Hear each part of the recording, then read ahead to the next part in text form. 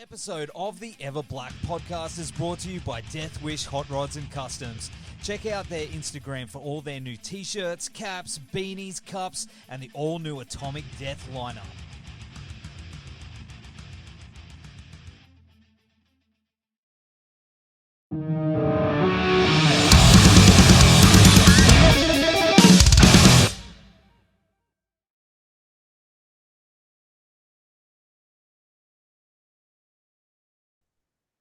Gee, brother, what's going on?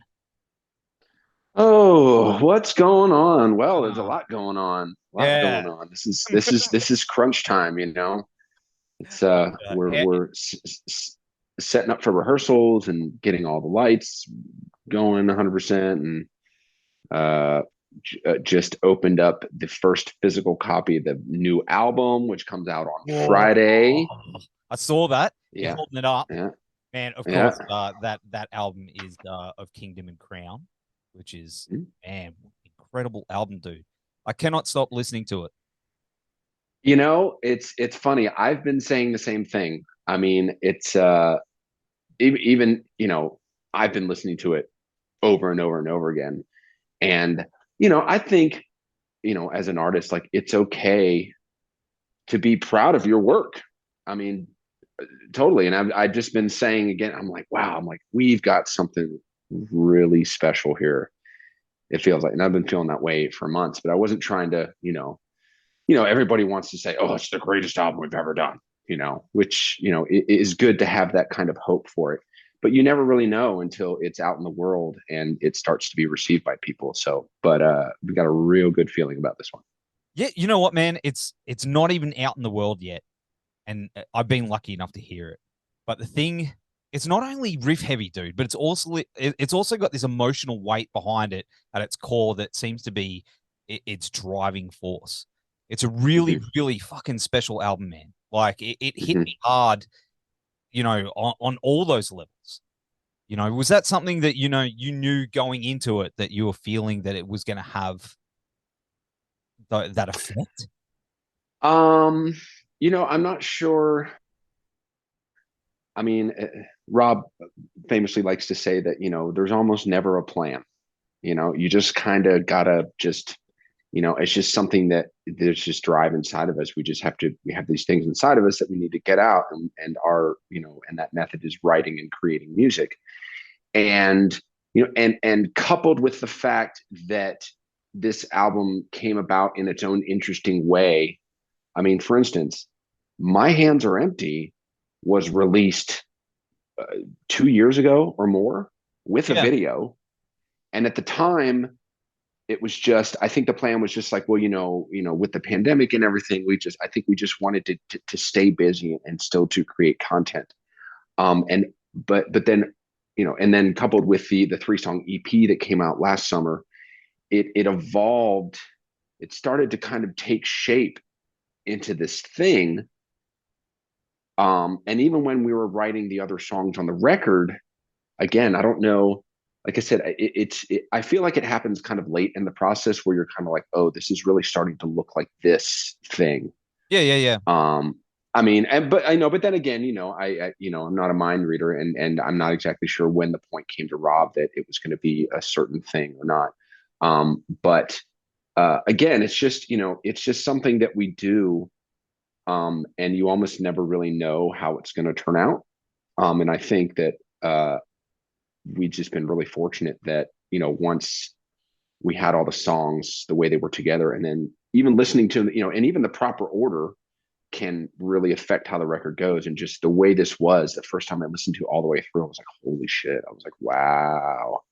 You know, the old songs don't feel old and they fit right exactly where they need to be. And it's just, I don't know, man. Like I said, it feels really special. It does, man. And the whole thing about Machine Head as well, that, you know, every album feels like it's a step forward musically and creatively as well. You know, it's, you know, pushes boundaries, and you seem to challenge yourselves, you know, and that's something that I admire about Machine Head and the band. And I think that's why I like this album so much. It's still got those elements that everyone loves about Machine Head, but the melodies are so strong. It's there's that concept that's running through it as well. I think it's one of my it's my favorite Machine Head at the moment. And I know it's funny to say that, but yeah, no, it's I mean, it's not. It's really not. I mean, tastes change. I mean, it's absolutely fine for people to have, say Burn My Eyes, being the classic that it is. It's oh yeah, totally fine for people to be like, oh, it's my favorite record. And that happens a lot. I think there was a study that said that certain records that affect you at a certain age, like they stick with you. yes. But then but then again, it's also totally fine for, something new to come out and it's still to hit you that way. It might happen less often, but there's nothing wrong with that. And even, I told a couple people, you know, I mean, even just kind of removing myself as a band member, like just as a fan of music and a fan of heavy metal and the things that I like about heavy metal, I mean, this might be one of my favorite records ever just to listen to. Yeah.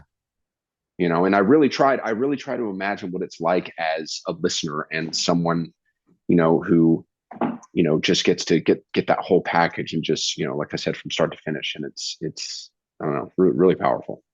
It is. And I think that's the word. It is a very, very powerful album.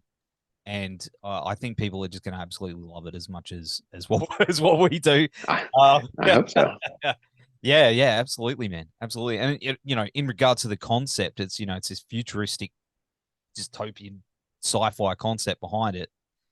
Did Rob sit down and talk to you about that before he went and recorded all the vocals? Like, did he explain it to you and the characters, or did it sort of where did you sort of come in on that? Short answer is no. It just kind of came to me, was like, hey man, I mean, overall a little bit later in the process, but I mean, he had definitely talked to me about the show Attack on Titan that he had watched with his kids, and I'm familiar with some anime. I'm a bit of a nerd myself, so although I have not actually watched it, so I should probably do that. But and at first, I think a lot of people, you can hear the term concept album, and you're kind of like, like that could be hit or miss, like just the idea of the idea, you know what I mean? And but and he explained, the concept with the two characters and what they're going through. But and at first I was like, okay, I was like, all right, and I wasn't quite sure what to make of it. But the more I thought about it and the more we kind of talked, while they can be, characters that you might be like, well, what's really going on here? When you really think about it, just the general theme is, these two guys that are going through their own personal shit in their life, just like a lot of people have been and will continue to do, throughout humanity. It's the way it is. People go through shit in their lives and people deal with it in different ways. And I think that's the biggest takeaway from the theme, is that, shit happens and people have hard times. And, do you rise above it, or do you let it destroy you or take you to a much darker place? And I think that overall theme, hopefully people will connect with, rather than being distracted by like, well, what are the characters? And like, what are they doing? And like, just that general theme is really, I think, this binding force. Has there been talks of taking it sort of further into the future, like with like graphic novels or some Netflix money? I haven't had those conversations at all, but it's I mean, I'm always open to anything that explores the art more and explores the creativity more. It would be definitely new ground for Machine Head, but it's always something that kind of comes about and we talk about, and but ultimately, if Rob makes that call, it's part of my job is to have his back with that. Absolutely. And you mentioned that you're a bit of a nerdy dude yourself. All metal dudes are. Let's face it. I know, right? Let's be honest. I'm sitting in here. I'm a 40-year-old virgin with kids. You know. Yeah, yeah. There you go. The collectibles, the useless knowledge. Yeah. The there's sometimes zealot like mentality. You just get so amped up, about these things, and with heavy metal, and heavy music like that, and especially since a lot of the themes can be very not, I don't want to say imaginary or fantasy, but like a lot of it comes from things that go on inside the mind. So and not a lot of people understand that. And it's again, it's the ideas behind these things that I think are really binding for everybody. And what's your jam? What do you? My jam? Yeah. Oh, what's my nerd jam? Yeah. Oh, currently it's Dungeons and Dragons. Actually, yes, I had gotten back into it actually a few years ago. But just since the pandemic started, I mean, I in particular am a very social person.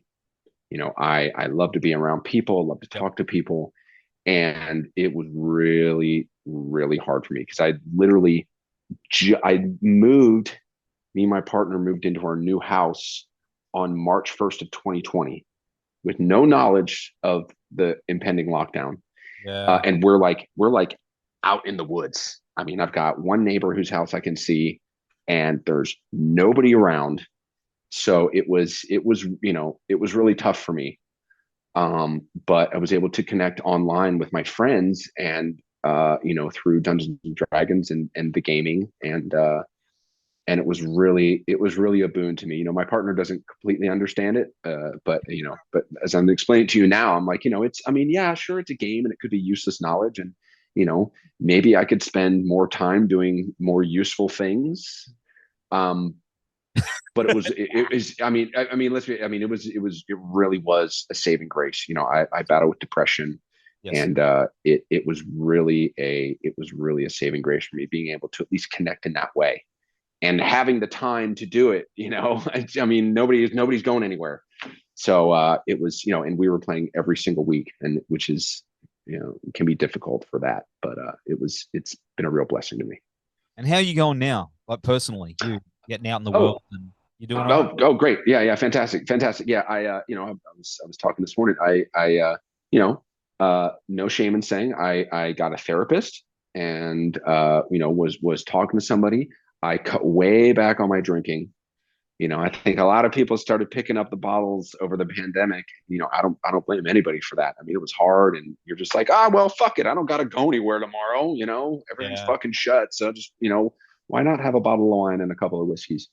But that was kind of, it's not exactly great for depression. But lately, I've toned that back quite a bit, started, getting more exercise. I ride mountain bikes. And I will say, fortunately, where I live, there is tons of great mountain biking. So I really got into that. And that was just, again, another saving grace for me, just to get outside in the fresh air, and just, getting the activity going is great for my mood. Yeah, but no, it's great, and we've been, and even being back at, I guess, work, with the weekly electric happy hours and stuff like that, it helped maintain a semblance of normality. So that really helped. And, now things are opening up, and we're back in the works, and yeah, I'm feeling good. How are you feeling with, obviously you've done a ton of mountain biking, you've cut back on the drinking, and now you're hitting back on stage. Have you noticed a physical difference? I'm going through a bit of a similar sort of thing, like not the beers, but, cutting back on, and trying to, have you noticed that, getting up there, because you played a couple of shows recently, right? Like Bloods. Yeah, we did. Yeah, we did the surprise festival slot at Bloodstock. Yeah, this last weekend. Yeah, dude, insane. But how yeah, you it was feeling about, pretty like, wild. you notice that up there, it's a little different. Yeah, absolutely. I will say, right away. I mean, I lost like 15 to 20 pounds. I mean, I didn't even, I mean, I knew I could see the results, but Yeah. it was funny when I was weighing my luggage before I came over here to Europe, and I stepped on the scale, and I was like, oh my gosh, I was like, I'm down like almost 20 pounds. So, that helped. You know, Rob likes to tease about my abs, you know, and those abs are back, you know, got a little covered up by the beer belly. But again, it is much better for my mood. Mm. Um, you know, just that physical activity. So I recommend it for anybody, even if it's just a walk or something. Like just get out there and just kind of get, you know, get moving, get your blood flowing a little bit. It really, really helps. And so, you know, but yeah, and mentally, with everything that's going on, yeah, I'm feeling really good. That's awesome, man. That's awesome. Mhm. Yeah, congrats, dude. You know, Thank you. it takes a lot of, you know. You know, I will say it's, you know, some people get mad at me. I mean, it's a little easier for me. Like I don't know, I have like a high metabolism, so like once I kind of start to get moving, it just drops off. Yeah, You know, and you know, my friends and my partner, they're like, "Oh, fuck you, you skinny motherfucker, you suck." That's me, Ryan. But the artwork in regards to the album, you know, the artwork was done by Seth from Septic Flesh, wasn't it? Man, that dude, isn't it? I think that dude can't do. He's incredible. It's insane, How so was it good. seeing that? Like, do you know if he was given the concept before he did the piece? Um, you know, I know that at the beginning of the process, um, you know, again, I guess, you know, Rob likes to really, you know, he just kind of goes out there and looks around, you know, he'll literally go on Google and be like, cool skull, stuff like that, you know, and Yeah, come up yeah, with images, and then it'll be like, oh, you know, this is cool, and like, he'll hit the artist. So I think that's kind of how it came about initially. But then, you know, recognizing his other work, you know, was definitely a big bonus. And and I think it was just one of the things that I think, I'm not sure how much she was explained about the overall theme, but I think pretty early on, it just the imagery that he was sending back to us was just like, wow, like this is kind of like he's really kind of catching what we're throwing out there. And you know, because I remember immediately being like, oh my gosh, like this is insane. This is going to look fantastic. man. Yeah, I can't wait to get it on final. Yeah, Oh, dude, the finals look sick. I mean, I haven't physically held them because vinyl takes forever now. November. But just see, dude, the imagery, dude, just the whole imagery behind it. It's just, yeah, it's really top notch. It really came together. Man, I'm so keen. I'm so keen. You got Vogue playing with you now too, which is Mm-hmm, one of my favorite riff machines. And mm-hmm. what a dude as well. Like I've spoken to him a few times over the years, and he is one of the best dudes. Like, and which is important because you want to be in a band with someone who's a good dude and can Yeah, shred. I mean, if it's real important. Again, I was having a conversation with someone, and it's like that's actually probably most of it. You know, is Rob likes to call it the dinner test. You know, and it was, you know, it was the same thing with me. You know, like you got to be able to like be in a room with this person Mm. and like, you know, not be annoyed to, you know, the ends of your wits. You know, and then, you know, obviously, you know, what people see and the outer appearance is obviously the musicality. Um, but yeah, you just got to be able to, you know, be able to hang out in a room with this person. How was it working on the album with him being, you know, being in different countries and being how'd that work? I mean, it was that was mostly through Rob. You know, he was in communication with Vogue a lot, you know, and Yeah. sending the tracks back and forth. And actually, one story, actually, one story I'd heard from a third party was that Vogue had done a solo. It might be the solo for Choke, is what I imagined when I heard the story. But I guess Vogue had done a solo, you know, and we're just bouncing back and forth. And he had done a solo, and Rob was like, "Nah, I don't like it." So Vogue came back and wrote this really pissed off, like, "Well, fine, fucking, how do you like this solo?" And then Rob was like, "Yep, that's it. There you go, cool." So I imagine that's Choke when you hear that fucking whammy abusing solo. Oh, it would be. Yeah, yeah, yeah, yeah. That would be. I mean, it sounds pissed off. He's like, "Well, fine, fuck this." Oh, yeah, so, Yeah, man, I gotta I'll have say, to ask him. yeah, I want to know now. I want to know. I want to know. You know there. But obviously, I mean, you've been with Machine Head for a while, and you know how's it being part of Machine Head? Not, you know, this legendary band. You know. It's interesting.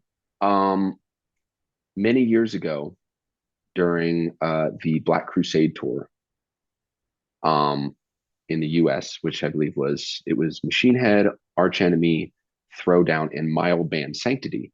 Yes. I had actually filled in on backup vocals. Adam had broken his foot, and they got another fella named Brandon to fill in on bass. But Monty Connor came to Rob, was like, "Well, you should just get Jared to do the backup vocals because he can sing all those parts." So it was weird. I was like, kind of in Machine Head for like a tour. And then all those years later to come back around and get the opportunity again, of course, I was just mainly focused on, nailing the parts and, and again, just, being a guy that's easy to work with. But over the years, it's developed into this thing where I feel like I'm in my favorite band. If anything, Machine Head has grown, I've grown into it more as a fan. I mean, obviously knew who Machine Head was. I Yeah. remember the first Machine Head song I ever heard, which was 10 Ton Hammer. Ah, And even on that tour with The Blackening, but like it never, at that point in my life, there was so much other music going on. I was just like, oh, wow, there's so much, great heavy metal out there. And and I remember doing that tour back in 2007 for The Blackening and listening to that album and going, wow, dude, this album is fucking metal as fuck. Um, but then again, to come back and to be in it now, like I don't know, like I don't feel weird saying it. Other people might think it's strange. Like I said, I feel like I'm in my favorite band. And that has just grown, that feeling has grown as I've, more and more records released and working with Rob. Just, I don't know. I feel really fortunate that I get to do this. And I just love playing music and I get to play some of the best music out there. So man, that's awesome. And talking about the first song you ever heard, Machine Head song, mine was. Do you guys jam out on My Misery from time to time? yes, actually we've been doing it. We did it a little bit recently in the Electric Happy Hour. And it was Yeah. funny because that was one of those songs like he was like, "Oh yeah, we'll do My Misery from the Demon Knight soundtrack." And I was like, I had that soundtrack. I was like, hold on. And at first, as soon as the song started, I was like, I know this song. Like it was buried way in my subconscious. And as soon as it came on, I was like, oh no, do do do do do do do do do, and like it was like there. It was very odd. I was like, fuck, I remember this song. This is crazy. Like it didn't take much work at all for it to come back. Man, So that's my favorite Machine Head song. That it's was a the first jam. one I heard. Yeah, it is a jam because I was that dude. Look, I don't know if you can see it. It's right here. I've got the VHS. Oh, nice. Oh yeah, I see it. Nice, I nice. signed by Billy Zane. I used to That's hire killer. that like every week until they literally said, "Just buy it off us, you dickhead." And I was like, "All right." But the You soundtrack, spent enough money. yeah, man, the soundtrack. I had the soundtrack on CD. I still got it. Well, I'm looking for it on vinyl if anyone knows any leads. But I remember hearing that, and it just opened so many doors. A lot of young dudes, back Mhm, then found bands through soundtracks. And that's how mhm. Machine Head for me, and then I went back and, so I really, really hope, and this is my little segue, that when you guys come back to Australia soon, I hope that we may possibly hear that. Can you throw in a It's a word? I mean, it's a pretty deep cut. It's not a terribly difficult song, so it's not. I'm sure. I'm sure that Matt and Bog have been working on it in the amongst the giant list of songs that we need to refresh on. I mean, I would love to play it. It's a jam, dude. When the heavy part kicks in, dude, it's fantastic. It really is. Man. Yeah.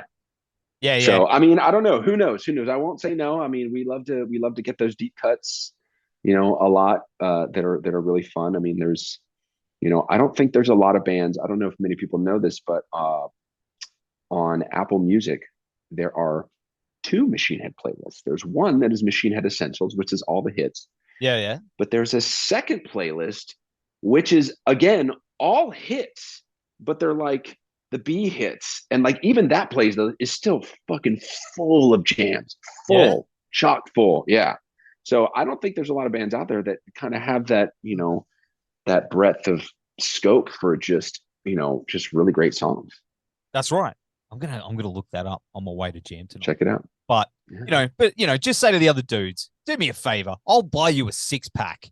Well, metaphorically, or whatever. Just go, there's this one guy in Australia that wants to hear that song in Brisbane. Right. I do that sometimes. I'll get friends and be like, hey man, could you play this song? And I'll go to Ryan and be like, hey man, what if you play this song? Sometimes it works, sometimes it doesn't. So we'll have to see. Man, you'll just look out for the guy who's like crying in Yeah. But in regards to touring, of course, Australia, we were gonna see you, but the thing happened.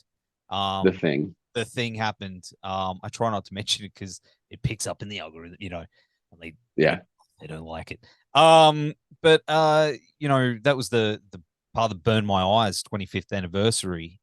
Are we gonna get at the talk? There's got to be some talks, right? I mean, right now the focus is on the new album. Yes, of course. So as far as anything in the future, with the Burn My Eyes reunion tour again, I don't know. I'm sure it's somewhere in Rob's, mental Rolodex of things that could be planned for the band. Short answer is I don't know. Okay. Because not necessarily just that. I'm just talking about you guys coming back down to Australia. Yeah, but coming back to Australia again, I mean, if the album does as well as we hope it does, I mean, I'm sure we're going to get everywhere, and hopefully everywhere more than once. So, yeah, because we love having you down here. Yeah, of course. Yeah, we love it down there. It's always a blast. Apart from that plane trip. Yeah. That's why we usually combine it with Japan to kind of break that up a little break bit. it up. Yeah. I don't know how some bands just go straight here, with all the dude. It's rough. Yeah, it's tough. It's tough sometimes. Hey man, it's been very, very cool hanging out with you on the show tonight, man. Thank you so much for jumping on and chatting. Right on. Thanks for having me. Hey, dude, I can't wait for the rest of the world to hear it as well, and then everyone's going to be blowing you up. Hey man, that's great. Okay, on Friday. It's on Friday. Go get it. Go jam it. Go listen to it multiple times. Or, for some people, you can sit at home with a glass of wine or a beer or whatever your favorite drink, and just put it on, press play, take the journey, do it again.